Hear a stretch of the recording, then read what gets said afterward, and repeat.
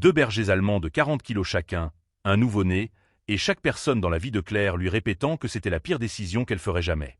Elle a failli les écouter. Puis Ella est rentrée à la maison, et Rex et Shadow ont fait quelque chose que personne n'avait prévu. Pas le premier jour. Pas la première semaine. Mais un mardi soir, à 3h17 du matin, quand tout est devenu silencieux et que la seule chose se tenant entre un bébé de 4 mois et l'impensable, c'était 2 chiens qui avaient déjà décidé qu'elle était à eux. Personne n'avait prévenu Claire du moment où cela cesserait d'être son bébé. Ni sa mère, ni son médecin, ni les 3 voisins qui avaient passé 6 mois à lui répéter que garder 2 bergers allemands dans la maison avec un nouveau-né était une folie. Personne ne l'avait prévenu qu'un mardi à 3h17, elle entrerait dans la chambre de sa fille et comprendrait, complètement, définitivement, sans le moindre doute, qu'Ella ne lui appartenait plus seulement. Elle leur appartenait aussi. À tous les deux. Claire avait Rex et Shadow depuis avant son mariage. Rex était arrivé le premier. 42 kilos de puissance noire et feu, des oreilles droites comme des antennes radio, et des yeux qui ne manquaient absolument rien. Il analysait chaque mouvement, chaque respiration, chaque changement d'énergie dans une pièce. Shadow était arrivée 14 mois plus tard. Légèrement plus petite, environ 40 kilos, un pelage plus sombre, presque charbon, et une personnalité plus silencieuse. C'était le genre de chien qui observait une pièce avant d'y entrer. Elle ne réagissait pas. Elle évaluait. Ils étaient dressés. Obeisance. Loyaux d'une loyauté que seuls les bergers allemands savent offrir. Pas seulement envers une personne, mais envers une mission. Pendant 3 ans, leur mission avait été simple, claire. Puis elle est tombée enceinte. Les avertissements ont commencé immédiatement. Sa mère a appelé depuis un autre état. Tu dois leur trouver une nouvelle famille avant la naissance. J'ai lu des histoires, Claire. Un samedi matin, une voisine a frappé à la porte uniquement pour lui remettre un article imprimé sur les risques des grandes races avec les nourrissons. Elle n'a même pas soutenu son regard. Sa propre sœur, qui n'avait jamais montré le moindre intérêt pour le comportement canin, est soudain devenue experte. Ils sont imprévisibles. Tu ne sais pas comment ils vont réagir. Un seul faux mouvement. Claire a tout écouté. Elle a lu les articles. Regardé les vidéos. Passé des nuits entières, au 3e trimestre, les yeux ouverts à 2h du matin, à faire défiler des scénarios catastrophes dans sa tête. Puis elle regardait Rex et Shadow endormis sur le sol près du lit. Calms. Présents. Vigilants même dans le sommeil. Et elle a pris sa décision. Il restait. Ella est née un jeudi de septembre. 3 kilos de sang. Enveloppée dans une couverture blanche, avec un neurose plus grand que son poing minuscule. Le trajet du retour de la maternité a paru interminable. Son mari conduisait. Claire était assise à l'arrière, une main posée sur la poitrine d'Ella, sentant chaque respiration monter et descendre. Rex et Shadow attendaient derrière la porte d'entrée. Son mari est entré le premier. Assis. Restes. Ils se sont assis. Ils sont restés. Mais leurs yeux étaient fixés sur le siège auto que Claire tenait dans ses bras, avec une intensité qui lui coupa le souffle. Elle a posé Ella au sol, toujours dans son siège, au milieu du salon, puis elle a reculé. Rex a bougé en premier. L'entertainment. Chaque pas mesuré. Comme s'il comprenait la gravité du moment. Il s'est arrêté à une 40aine de centimètres. A baissé la tête. Inspire Longment. Puis il a levé les yeux vers Claire. Puis vers Ella. Et il s'est couché à plat ventre, pattes avant tendues vers elle, sans bouger. Shadow est venu ensuite. Même lenteur. Même précision. Elle a fait un cercle complet autour du siège, un tour entier, méthodique, puis s'est couchée de l'autre côté. Sans ordre. Sans commande. Sans hésitation. Il formait un anneau autour du bébé.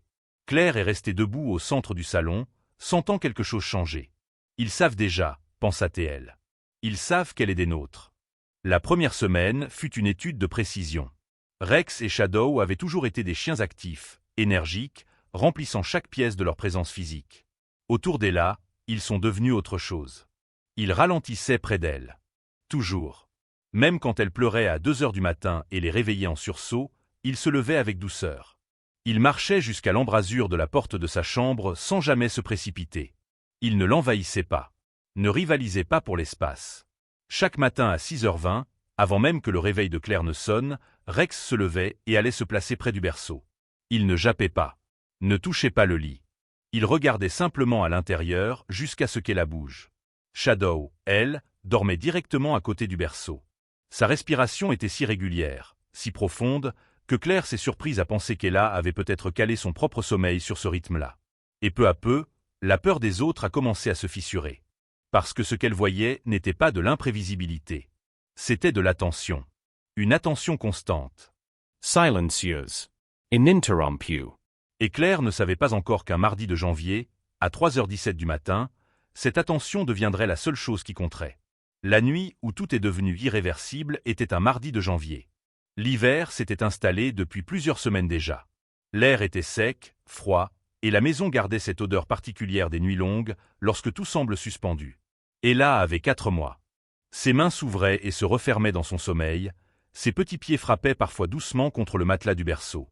Claire s'était couchée à 22 heures précises, épuisée. Une double journée.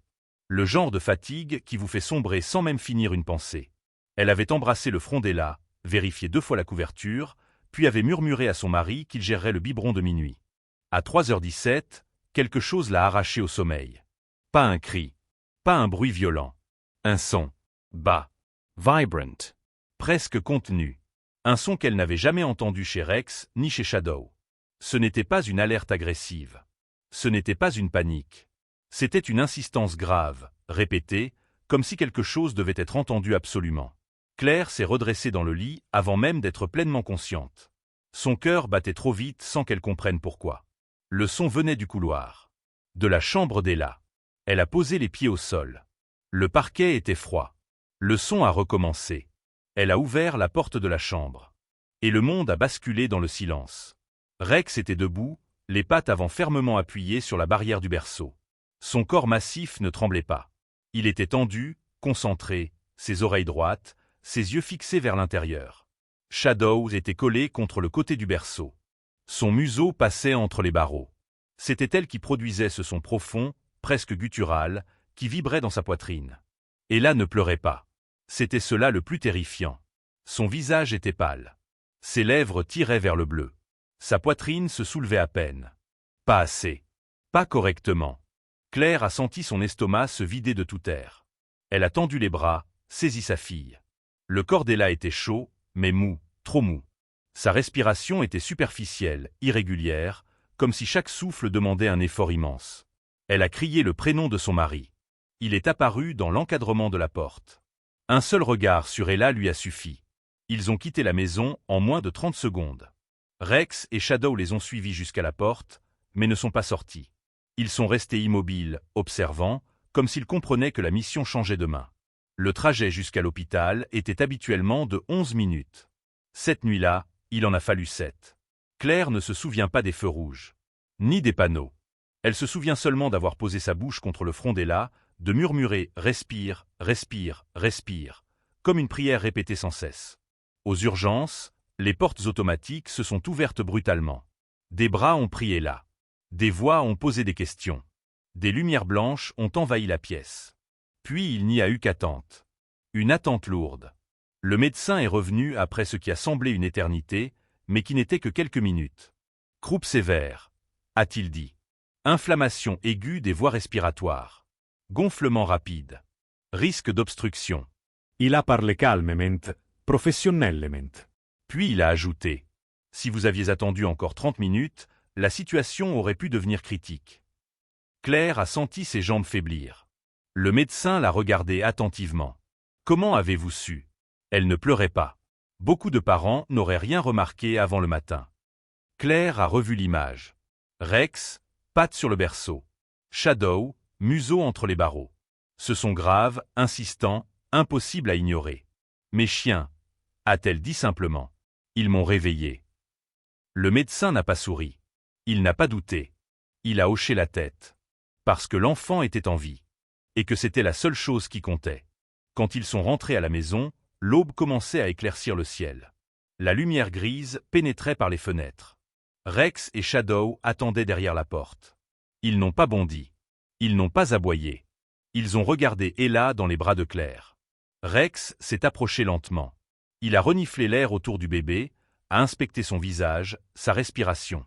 Puis il s'est reculé d'un pas, comme s'il validait un rapport invisible.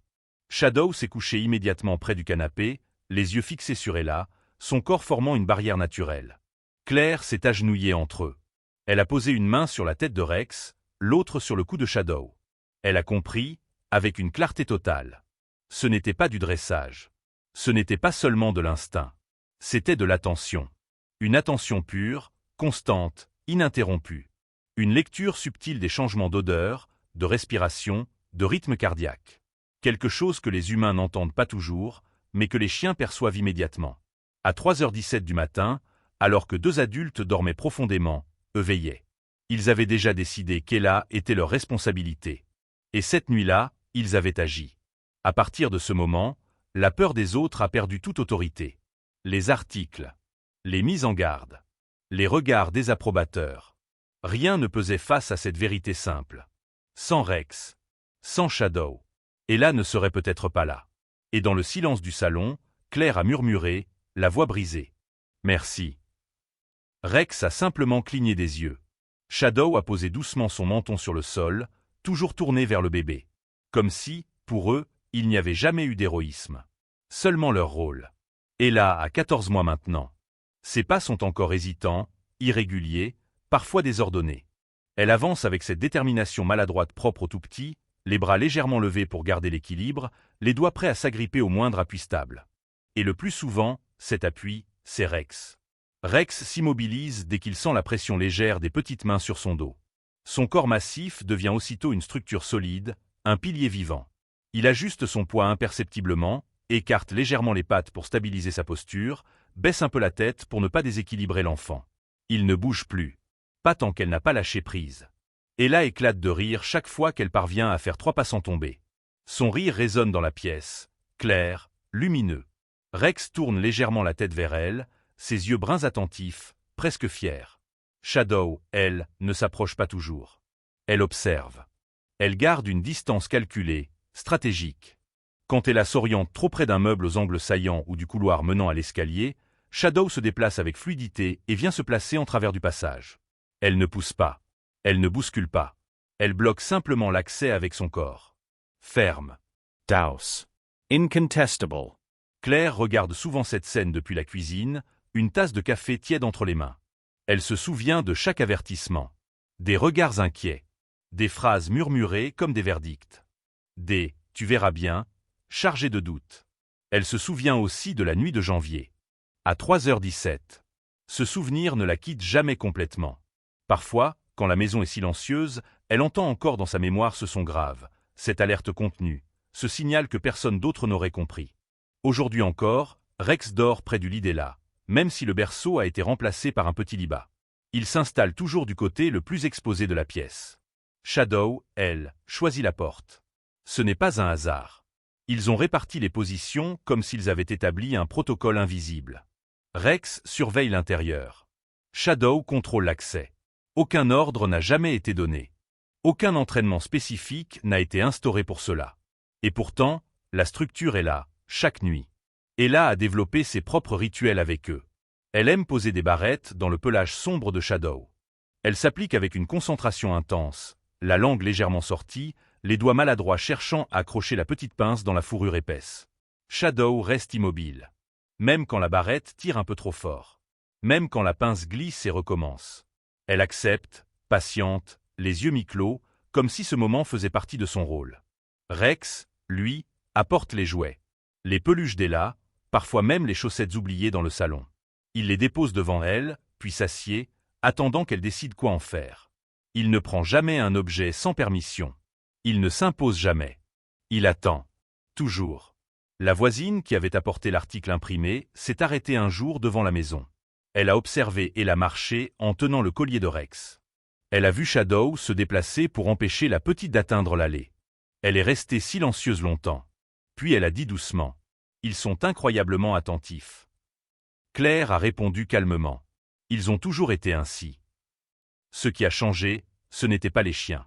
C'était le regard des autres. On parle souvent de la peur. On la nourrit avec des statistiques, des récits dramatiques, des scénarios hypothétiques. Mais on parle rarement de l'attention. Rex et Shadow ne protègent pas Ella par agressivité. Ils ne montrent aucune tension, aucun excès. Leur vigilance n'est pas bruyante. Elle est constante. Elle se manifeste dans les détails. Un mouvement plus lent près d'elle, un regard soutenu quand elle tousse, un repositionnement discret quand elle dort. Claire a compris quelque chose d'essentiel. L'intelligence des bergers allemands ne réside pas seulement dans leur capacité à obéir à des ordres. Elle réside dans leur aptitude à lire. Lire les émotions. Lire les variations de rythme. Lire l'environnement. La nuit de janvier n'était pas un miracle isolé. C'était la conséquence logique de 4 mois d'observation continue. Ils avaient appris la respiration d'Ella. Ils avaient mémorisé ses sons habituels. Ils avaient intégré son odeur, ses cycles, ses micro-mouvements. Quand quelque chose a changé, ils l'ont su immédiatement. Aujourd'hui, quand Claire couche sa fille, elle éteint la lumière et se retourne presque toujours vers la porte. Elle voit 2 silhouettes s'installer. Toujours les mêmes positions. Toujours la même vigilance tranquille. Elle ne ressent plus la peur que les autres avaient tenté de lui imposer. Elle ressent une gratitude profonde. Elle sait que beaucoup auraient choisi autrement. Beaucoup auraient cédé aux avertissements. Elle a choisi la confiance. Pas par naïveté. Par connaissance. Elle a observé ses chiens comme ils l'observaient. Elle a appris leur langage comme ils apprenaient le sien. Et dans cette maison, il n'y a jamais eu un seul instant où Ella ait été seule. 2 bergers allemands. Un bébé. Pour certains, c'était un risque. Pour Claire, c'était une équipe. Et chaque nuit, quand la maison s'apaise et que la respiration d'Ella se mêle à celle, profonde et régulière, de Shadow, tandis que Rex garde les yeux mi-ouverts vers la porte, elle sait une chose avec une certitude absolue. Ils savent exactement ce pourquoi ils sont là.